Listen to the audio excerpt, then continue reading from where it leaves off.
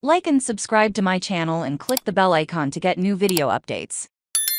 Does it make sense to have Andrew Knizner back as a backup catcher? Does Andrew Knizner really deserve to be on the 2023 Cardinals roster?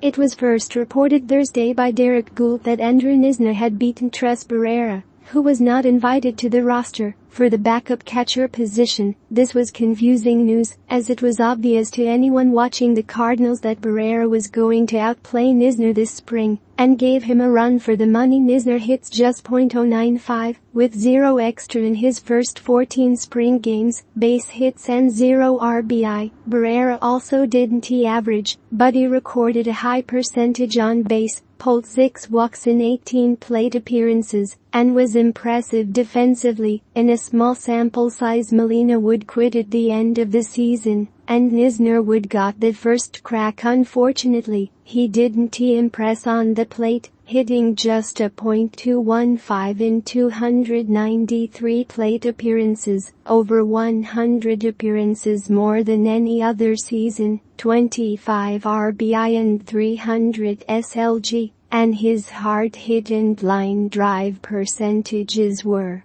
down significantly, both 6-7% below the league average.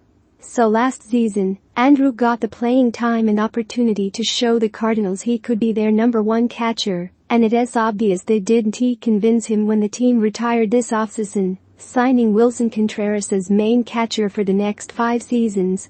Now the question is, you have your everyday catcher, and you have an organizational top 10 contender in Ivan Herrera, who had little playing time at the big club last year and is still developing. Why is Knizner still here? You do think he had to bring something else to this team? Catcher is the most important position on the field. They have to call the game, set up the defense, and help the pitcher lead through a starter an appearance. Ben Fredrickson of the St.Louis Post Dispatch explains this in detail here. My take on this is that the Cardinals value familiarity above all else. He is now the longest-serving Cardinal catcher on the roster.